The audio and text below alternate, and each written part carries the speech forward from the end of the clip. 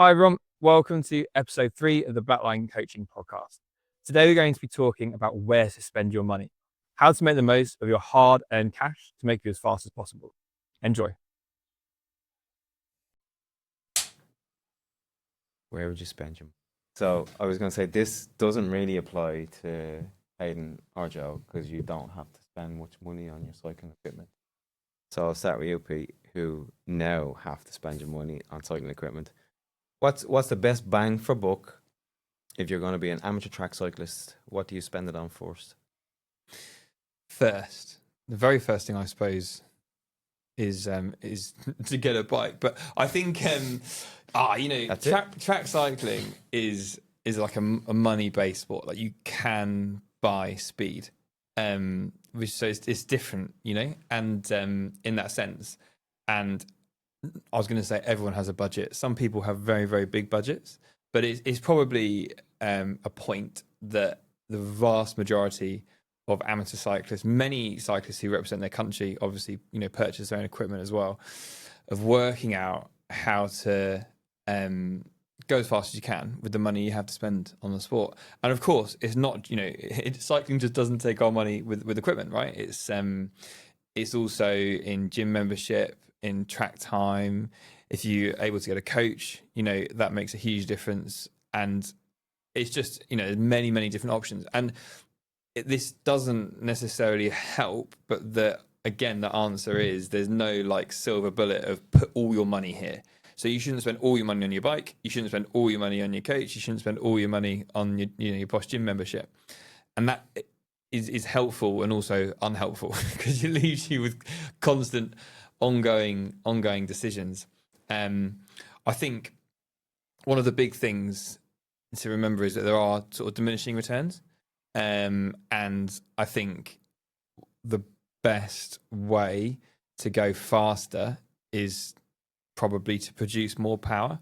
And therefore, having kind of knowledge and training well, and obviously we were talking about racing and tactically is a huge thing that I think is often overlooked. Because whilst you can buy speed, that's only to some extent really. So you want to dive into a lot of different areas in a little bit. That's my first answer. In terms of the kit list, one other problem we have with cycling is data is not available really to say what everything does for you because it's so individual. So even if what you're buying is the fastest option for you, it's kind of impossible to figure out.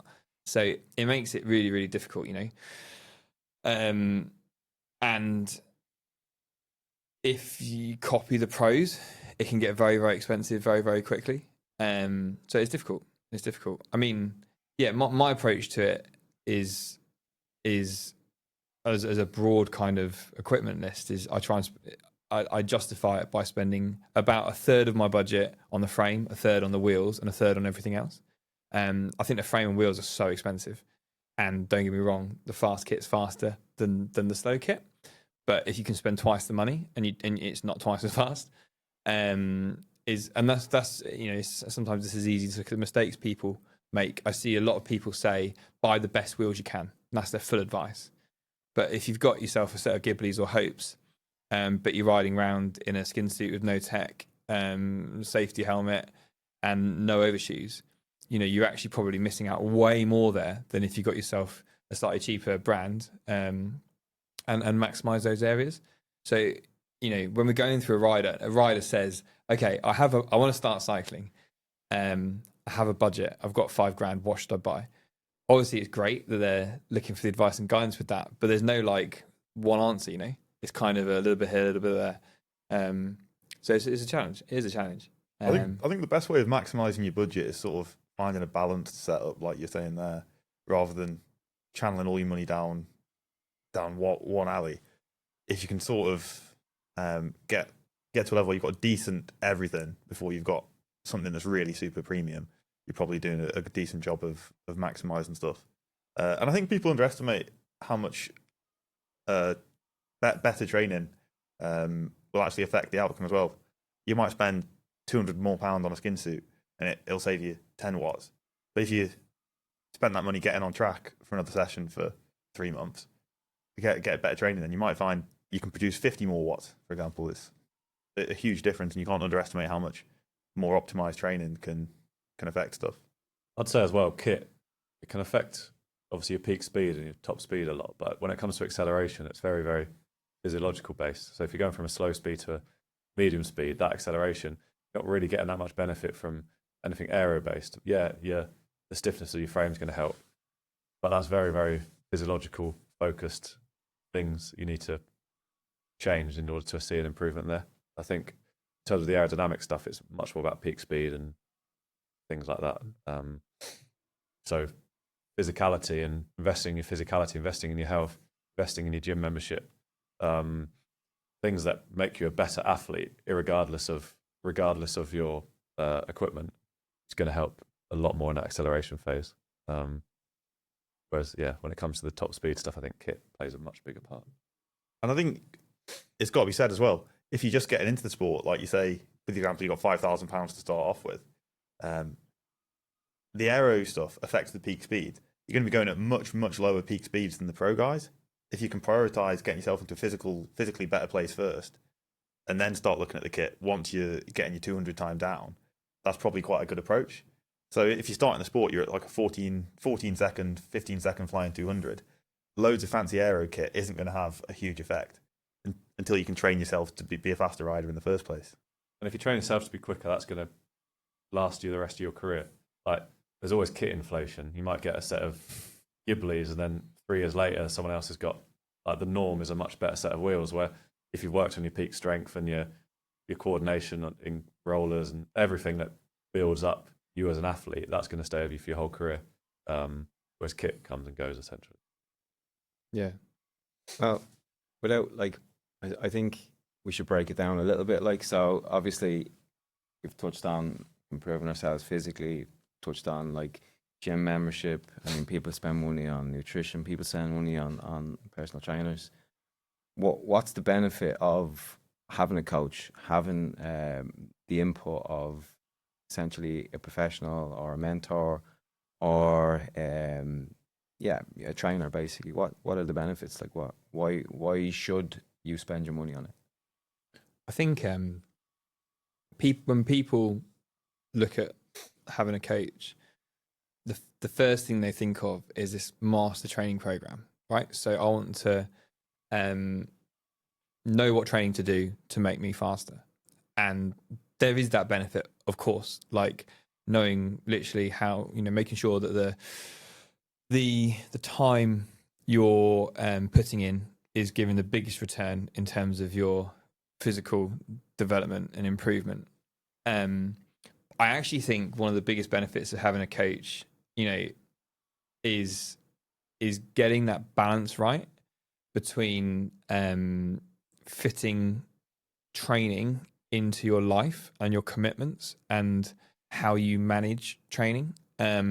Because, at the end of the day, that creates kind of consistency, enjoyment, as well as allowing your body to train, work hard, do damage, recover, and then adapt and thrive. Whereas I think to figure that out by yourself is almost impossible until you've built up a bank of either watching lots of other people train or done a hell of a lot of training yourself. So, that's what I would say from a physical point of view. I think it can also massively help with the enjoyment and the accountability. The accountability sounds like a negative thing, but I think it allows you to have confidence in what you're doing, which brings motivation. And then when you do what you set out to do, someone tells you, well done, you've done it. And it creates a very positive kind of reinforcement circle, which is very hard to generate by yourself when you're not quite sure what you're measuring, you're not quite sure what you're doing. And it's very hard to create that. I think as well, as I said, cycling is not just about hitting big watts. So there's other, benefits in terms of kind of learning tactically to ride well, helping with where to spend your other money, what stuff to buy, you know, making sure that your position is going to be optimized, you're buying the right stuff, and there's sort of general guidance as well. But yeah, for me, it's of course, get a training program, go fast. But there's a whole bigger picture here of being an athlete that I think is desperately complicated. You know, and I fully believe that one of the reasons that people do continue to get faster right until the end of their careers is because they're a better athlete. And that's not saying that they try any harder, because being a good athlete is not about trying hard.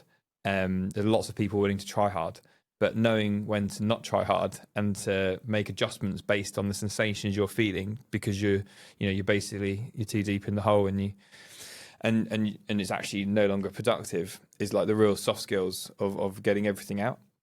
You know, one of my real like there's a few things that stand out to me as I find frustrating when I hear it in an interview, which is, you know, one of them being, I'm the best because I try harder than everybody else, right? And, you know, I know that I go out there and I train harder than anyone else I'm racing against.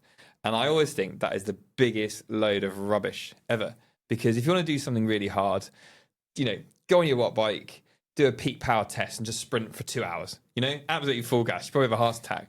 But no, you can always train harder. You can always train harder.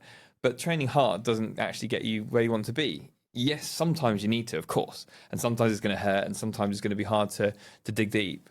But reality is, knowing when to not train hard is probably more important. And I think that's what a coach allows you to do, is really explore yourself and become a good athlete, a more complete athlete, based off their own experience, right? Because they've been doing it, you know, we've seen hundreds of athletes and learned that.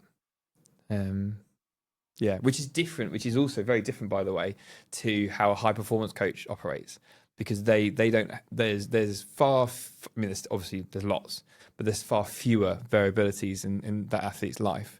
They're generally readily available, business trips will be less, other commitments will be more stable, because generally the training comes first and everything else fits around it, generally. Not all the time, and not all certainly not all year, but that's kind of how it works. Whereas ultimately, you know, for an amateur, cycling training comes after the other big important stuff like your job, and has to be managed. So I think there's some real skill there in getting that right. Yeah. I think you touched on like accountability earlier and how, like, you know, has a negative connotation almost. But, you know, some riders basically train on their own the whole time, which is quite easy to struggle with motivation when you're doing that, especially week in, week out. And you can almost have sort of negative views of your own output or training, and it is helpful to have, like you said, somebody say, that's actually really good effort, like what you just did there, you know, without blowing smoke. You know, they're actually telling you did well, and then it does help you sort of realize sometimes, oh, I am happy with that effort. And that it's a big part of it's not just the physical, right? It's the mental and the sort of sense of community or being part of something else, like getting support beyond just being told what to do. I found that really helped me when I was coached. You know, I didn't need to be held accountable, right? But I did get a lot more from it than just being told what to do in the gym and on the track. It makes a huge difference. And I'm sat here now, having been a coached rider, right, and wanting to coach people, because I see it as such a positive impact, right? So yeah, I think it's there's a lot more to it than just the physical and being told what to do. Some people maybe just want that. Maybe they don't want to be our friends. Everyone's different. I mean, I think I have so much respect for amateur athletes, and I know that when I see a rider who's had a tough week for whatever reason, and they've communicated well with me throughout, and they've tried hard when it was right, they've backed off when they were concerned they're going to break, and we get to the end of that week and I say to them, fair play, that was a flipping hard week, got a lot of stuff going on, whatever that might be, you've managed yourself really, really well. Like, you're going to get to that start line. I know you've done all you could. You've been really informed. You've made good decisions. You've pushed when you needed to push and backed off when you needed to. Like, I get a buzz out of that and helping them through that and being able to say that. And like, they do too. Like, at the end of the day, that's all we really want to be able to do is sit on the start line and say you've done everything you can to be as prepared as possible. What that looks like is different for different people, massively. So I think what's really nice about Blackline and our kind of community is that everyone's in on that, because like as coaches, we all try and encourage that to be the case. And we've got our kind of online community that get together at big events and our training camps and things that really supports people through that time, you know. And I look at it and I think, you know, if people are popping in the WhatsApp group saying I just got this done and or I've just done this PB or tough day today, because we get that as well, where I'm struggling for motivation and everyone's like, go on you, or you know, and I'm like, well, maybe not, maybe take it easy. But I think actually if they were left to their own devices, you know, and left to make those decisions, and then no one to tell them whether they're the right decisions or not, that can eat away at them, and that can be something that really gets them into a negative spiral. So instead of getting to the end of the week and thinking I've absolutely nailed that, they're thinking, oh man, that was a really crappy week of training, and it has a big impact that really, really builds. So yeah, and to be fair, that's something that's changed massively since I've stopped riding for GB and was trying to make some of these decisions myself. You know, I've said before, like, it's funny when you're an athlete, you're like, oh, I've got the hardest job in the world, you know, and actually like to squeeze your cycling in around normal life can be far more challenging. They both have their challenges, of course, and both have the benefits, but it's yeah, fair play to the amateur athlete giving it everything, you know. So yeah. If I was going to go back to equipment, if I was to give Joe £2,000, they took all your equipment away tomorrow. I'll give you £1,000. £1,000. You already have a bike though. I've already got back, right? You've already got a bike. Yeah. It's the middle of the road. It's a Dolan DF4. Great bike. Good bike. And it's equipment only. Equipment only. Joe, what are you going to buy with £2,000? What event am I doing? All of them. You're a sprinter. You're gonna do the kilo, the Kieran, and all I've got is a frame. You've got a frame. I've got a frame. No wheels. I've got no wheels. No wheels. Oh, I need some wheels then. You don't even have a skin suit. You need something to wear. I need something to wear. Yeah. You've got spokies. You've got spoke wheels. So I think there's a very, very big jump from spoke wheels to disc wheels. Obviously, that's probably, I can't think of a bigger jump in terms of equipment than going from spokies to discs. So yeah, I would go for the best 5-spoke and disc wheel I could find for that £2,000, I think. And I'll ask Hayden to borrow a skin suit. I've not got one either. Oh, I've got £1,000 and a frame. I'd have to get a skin suit. You could share a skin suit. Yeah, maybe not. Yeah, so that's probably, I think, best bang for buck from a set of spokies and a frame is going to those wheels. I forgot to say that you have 44cm road handlebars. Okay. So you've obviously just spent all your money on the wheels. Yeah. No handlebars. No handlebars at all. No, you're stuck All now. right. You've got some. What about you, Hayden? What would you? I think I'd be much smarter about it. I agree that the biggest jump you can get is from spokies to disc wheels, but then it's a much smaller jump from sort of older disc wheels to new ones. So I think I'd be on eBay, on Facebook Marketplace, trying to pick up a used pair of maybe like a Corima 4-spoke and a flat-sided rear disc. I think you can get them for about the set for £400 or £500. So the bulk of the money's still going on the wheels. I'd get some brand new tubs to go on that I can ride indoors and outdoors, sort me out for the season. And then that'll probably leave me 300-ish, I think. 33 or 35 handlebars again. I'd be looking pre-owned, something to get myself in a reasonable position. And then split the rest between a helmet and a skin suit. So probably got about £100 each, get an aero lid, and then the best suit I can find for that price.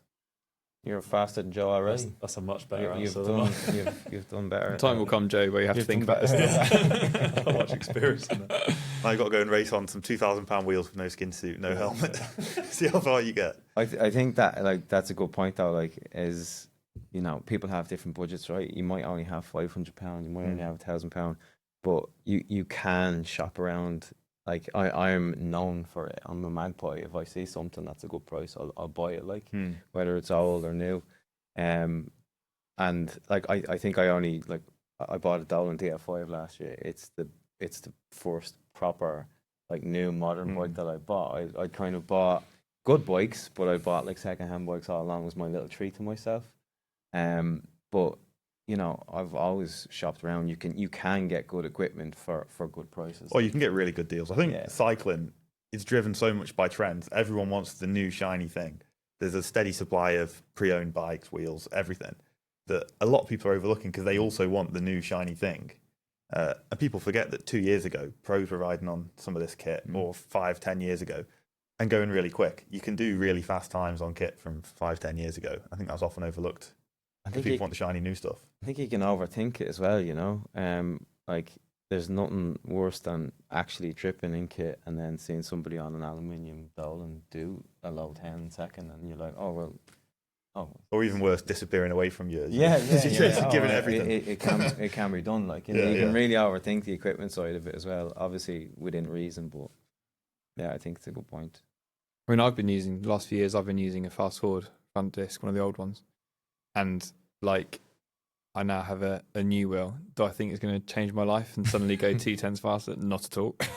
It's very easy to think these differences are huge. And one other thing as well, which I do hear and kind of touched on actually, is an interesting point, is I don't think there's no level to achieve where this stuff makes you faster.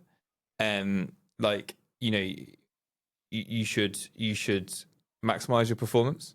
So if somebody, I know that the image we have, right, is a guy or girl who goes along to a taster session, likes it, goes out, drops 10 grand, comes back to work out how to go above the blue line on all the kit, and you can feel like you got to make sure you cover the basics, technically, right? That's key.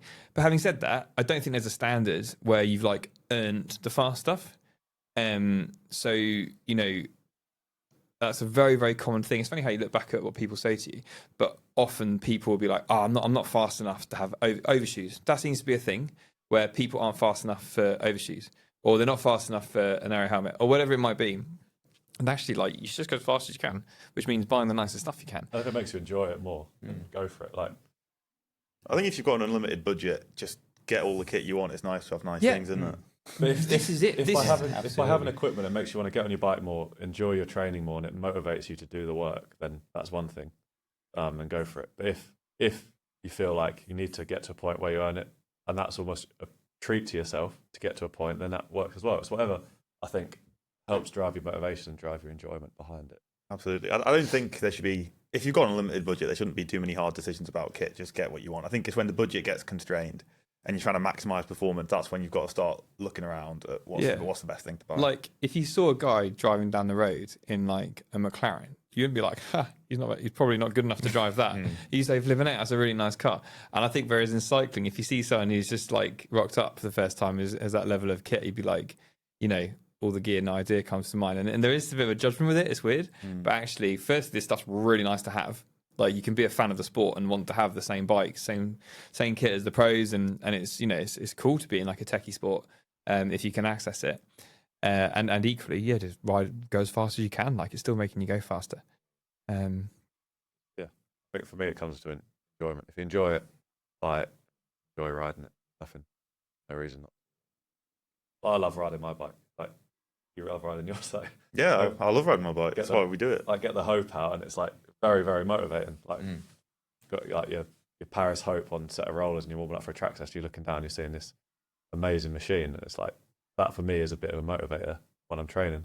And if other people find that by buying it themselves, then go for it. Enjoy it while it lasts. Yeah. I would love to have a Hope. I mean, yeah, You got an expiration date now, though, haven't Yeah, they? 2027 when we get the new ones. How much? I'm sure it'll be equally as motivating. How much will you F1 be selling yours for, Jay? Oh, I don't own it. No, I was joking. Only lend it. There'll be some very But nice. yeah, whatever comes out in 2027, I'm sure I'll be equally as excited to ride that one. That is the end of the episode on the Blackline Coaching Podcast. If you'd like to hear more episodes, you can click here. Or if you'd like to learn more about Blackline Coaching, you can check us out on our website. Thanks for watching. Hope to see you soon.